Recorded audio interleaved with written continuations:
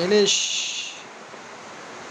ইলিশ কয় পিস? এটা বড় ডিমালা, একটা দুইটা, দুইটা ডিমালা, পাঁচটা ইলিশ, জাটকা ইলিশ, চিংড়ি মাছ,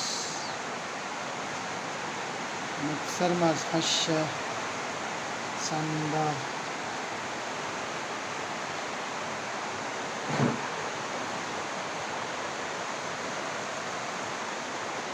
সাগর থেকে নিয়ে আসলাম লইট্টা মাছ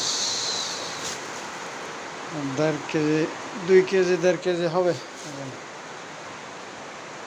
তারপর এটা হচ্ছে যে টুইট্টা মাছ, এটা কি মাছ?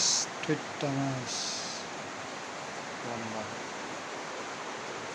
এই হলো 2300 টাকার বাজার,